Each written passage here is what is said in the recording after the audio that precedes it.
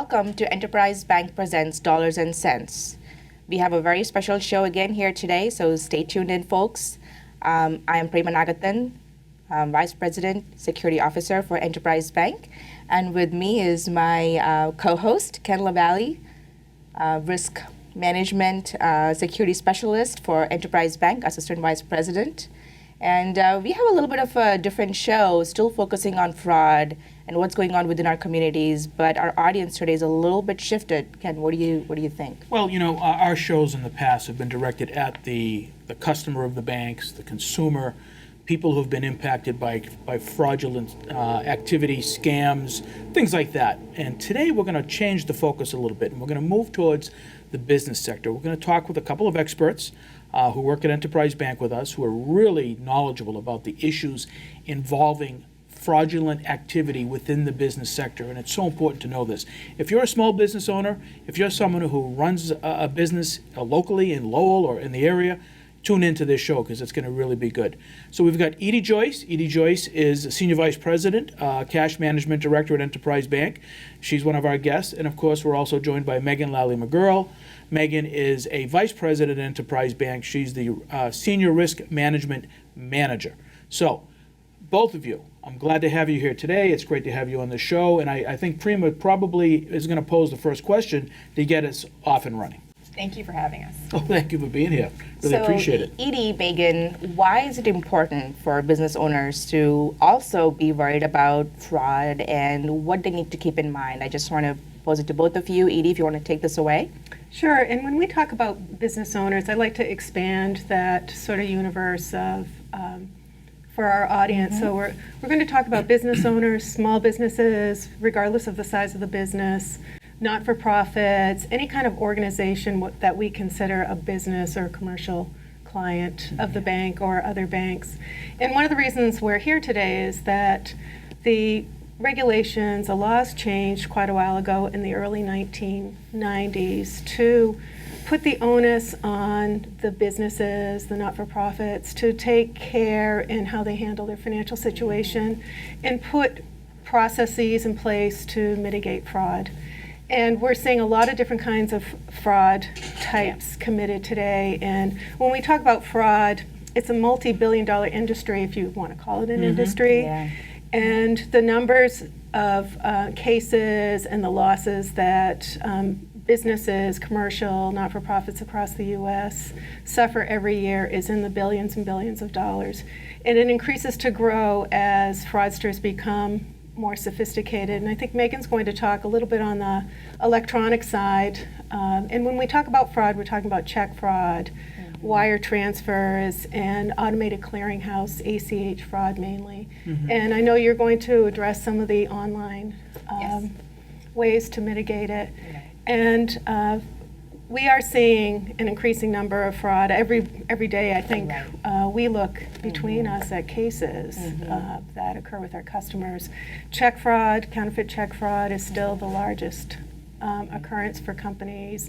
And nationally, I look at a lot of industry surveys, and probably 50% of all the companies in the U.S. have had fraud experience, and it could be a couple $100s, thousands of dollars, and in some cases it's millions of dollars, depending on what it is. And it doesn't matter the size of the organization. It could be a small church or like a nonprofit to a very large organization. Irrespective of the size, they're all exposed to fraud. Does that sound about right, Megan? Absolutely, and I want to bring it back to the point that you said earlier. It really is important that everyone understands this is not just, an individual's issue. We used to see where criminals will go after certain targeted demographics. Now it's anyone. Criminals do not care. They will gather information and they will steal money wherever they can.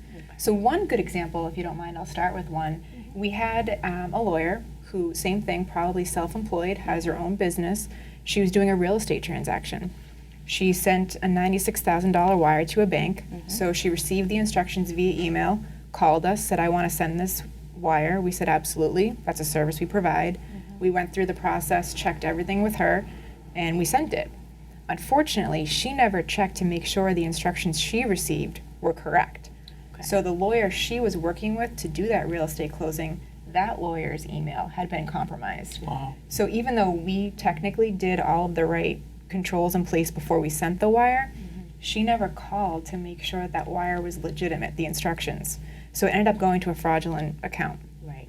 Luckily, the other bank figured it out. They were able to capture some of the funds, but at the end of the day, that lawyer lost $11,000. And when I spoke with her, it was hard because she said, well, who eats that $11,000 loss?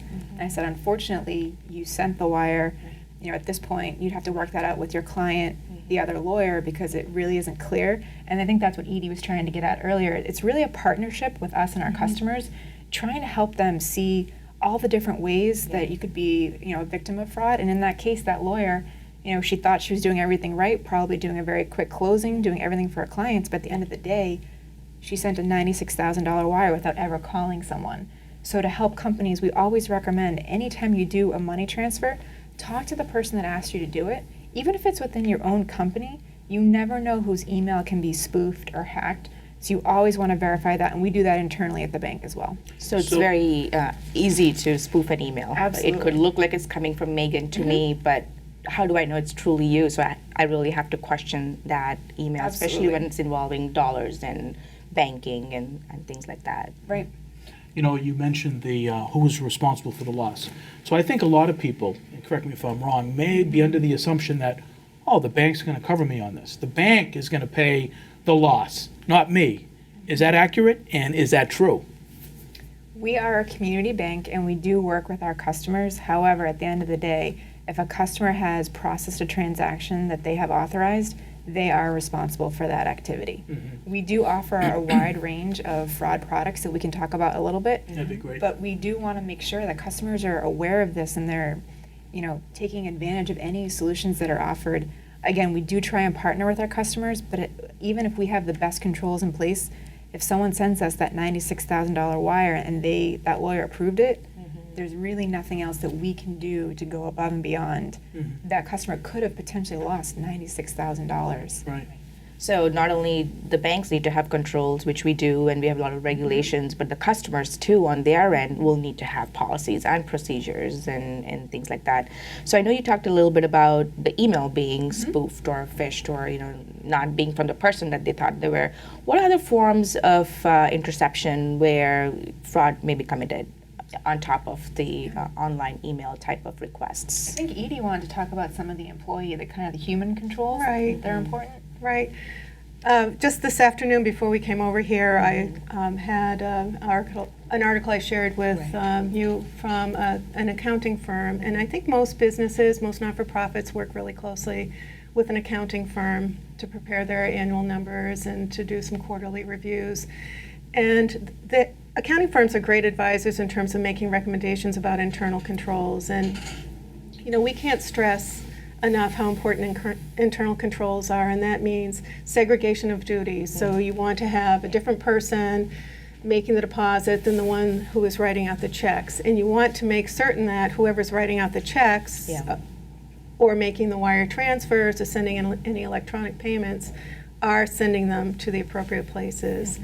And, you know, we have seen over the years, especially as the economy starts becoming a little challenging and people's personal situations can be a little traumatic, that's when employees might take advantage of some of the situations, especially where there isn't segregation of duties.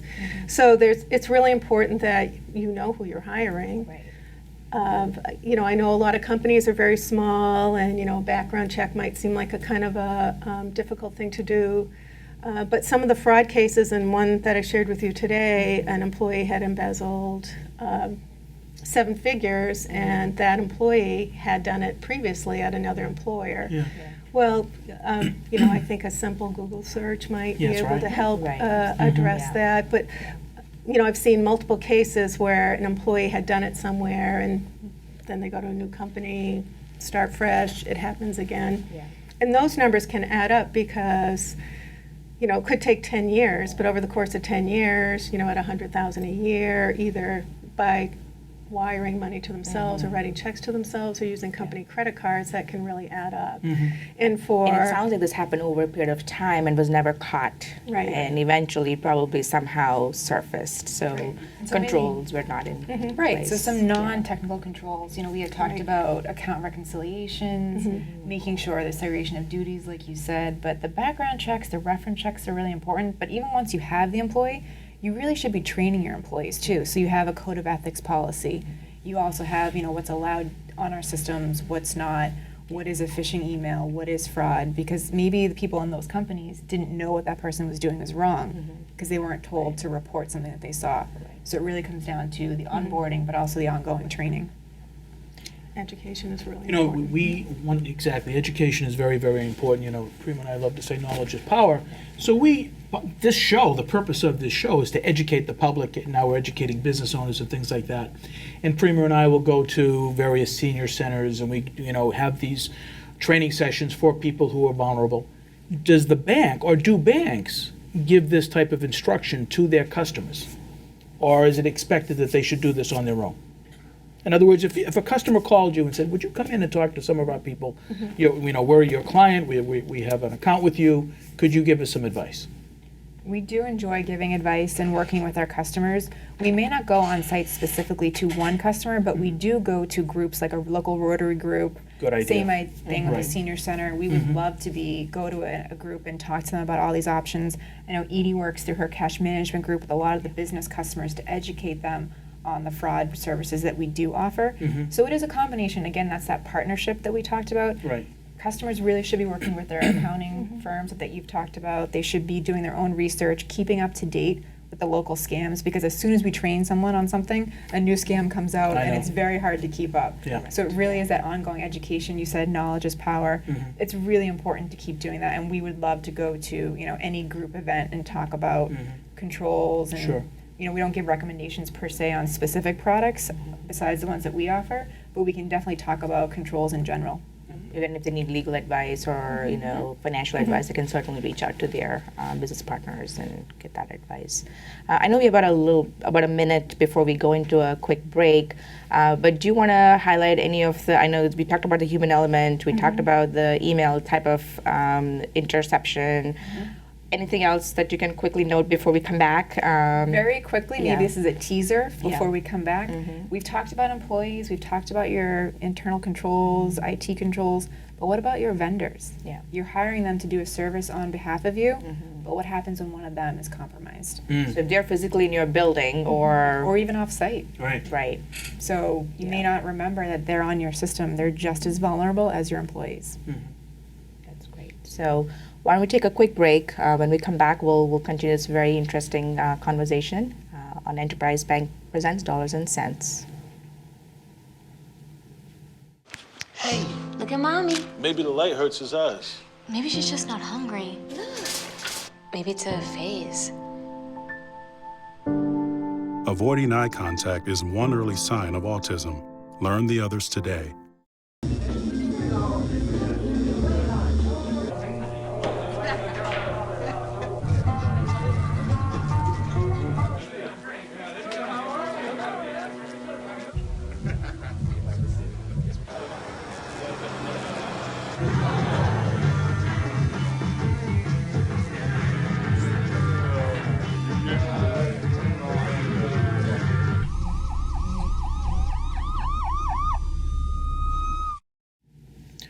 Hi, everybody. Welcome back to Enterprise Bank Presents Dollars and Cents. I'm Ken LaValle from Enterprise Bank. Of course, I'm with my co-host, Prima Nagathan. And we have our special guest today, Edie Joyce and Megan Lally McGurl. So when we went to break, Megan, you were talking about the situation, the teaser you were explaining, and off-site or vendors working with your companies, how they could impact your company in a negative way. Could you care to explain that a little bit further, please? So about a year and a half to 2 years ago, there was a very large retailer that had a significant data breach. You may have heard a bit about it. There was about 70 million customers that were impacted. And there was a lot of news about what happened, but no one ever talked about how did it happen. And it turns out that company allowed one of their heating and cooling companies to have remote access to their systems because it was easier. It's a nationwide company. They couldn't have this HVAC company at every single site. So they had logical access to their systems.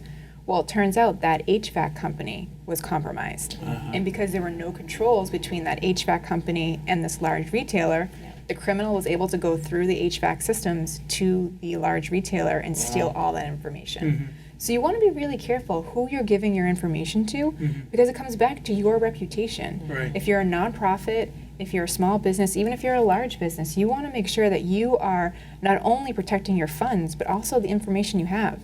Sometimes that's more valuable. Right. So at this point, every business, no matter what the size, they either have a computer or a mobile device where they might be accessing financial information on their companies. So how do you, later, protecting that becomes extremely important is what I kind of get from your conversation. Absolutely. You know, you really should have someone on staff, even if you're a nonprofit. I know it's hard and it's costly to set it up and maintain it, but you should have your own network.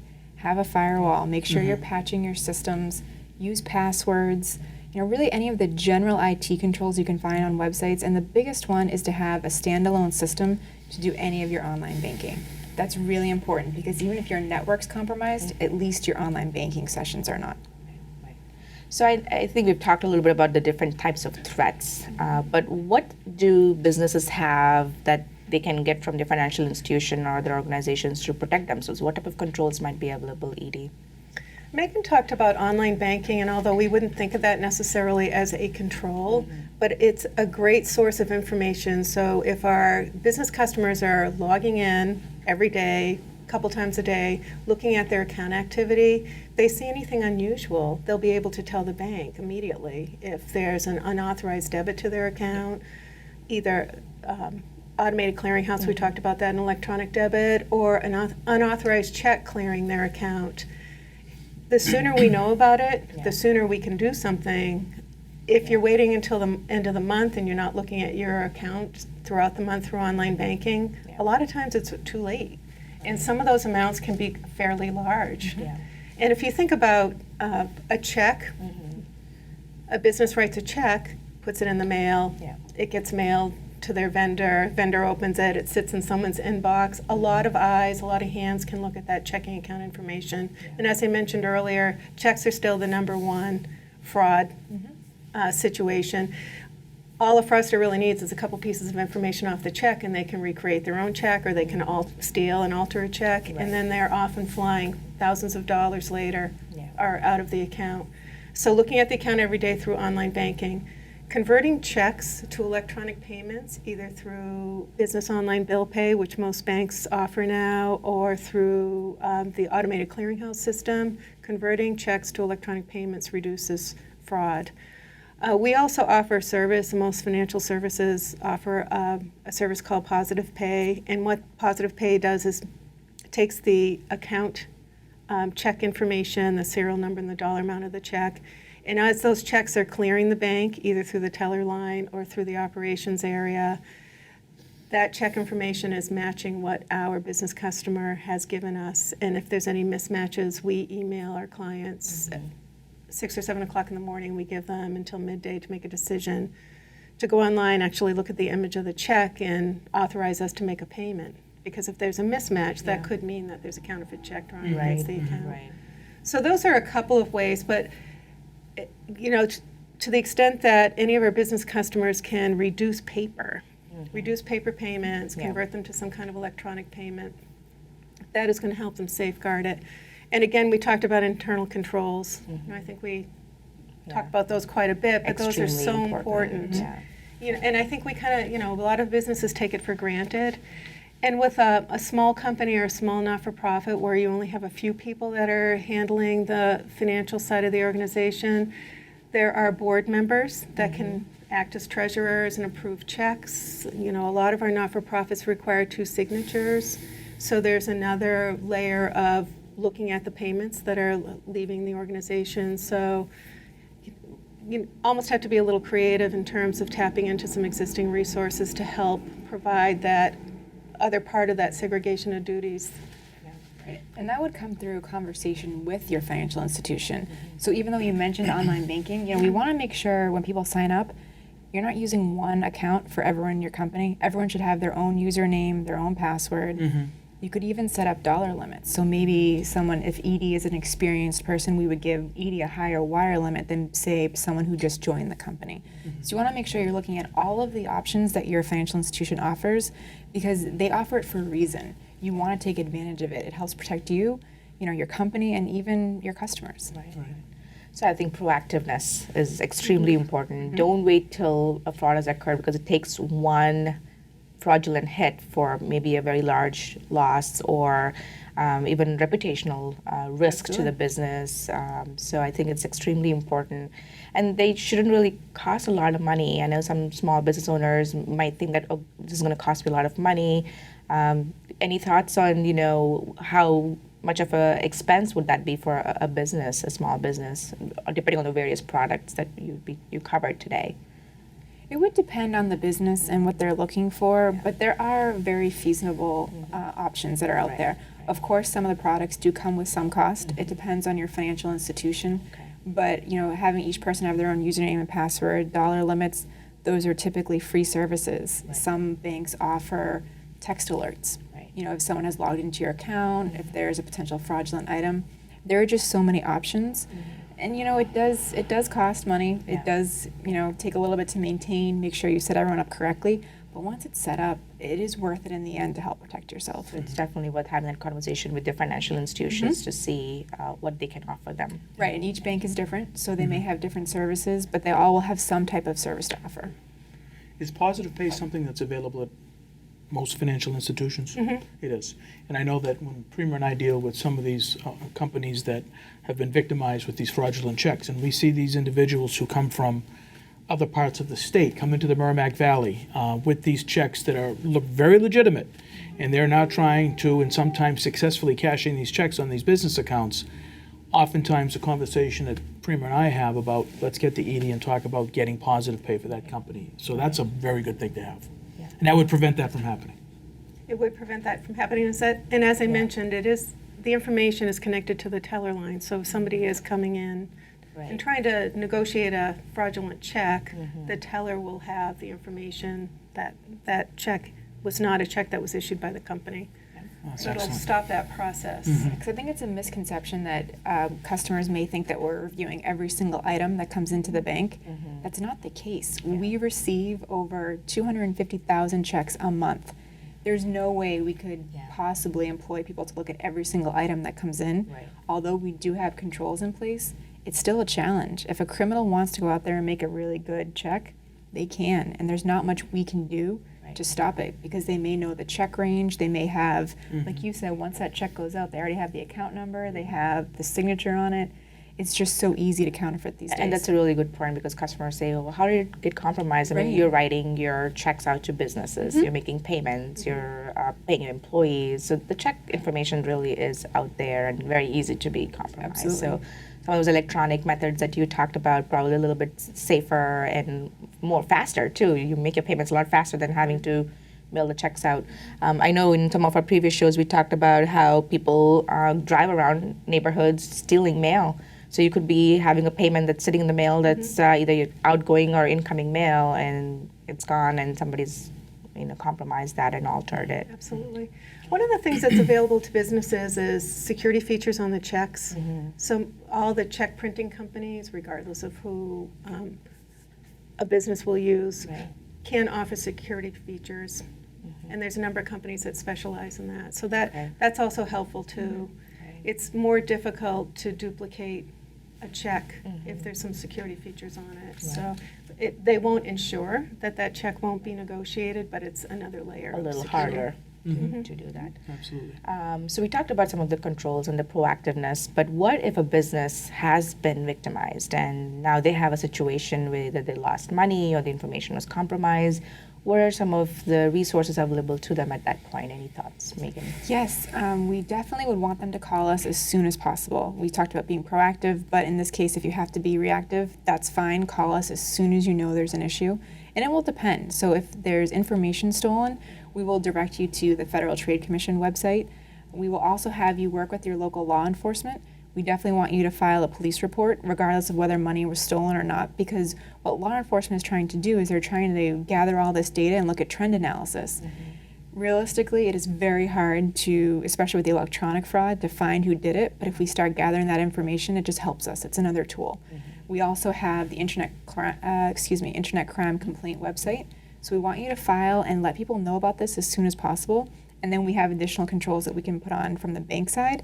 But unfortunately, it is something you'll have to live with for a while if your information is compromised. Do we often close accounts, or is it recommended that an account be closed if it's been compromised, and then does that cause disruptions in the business?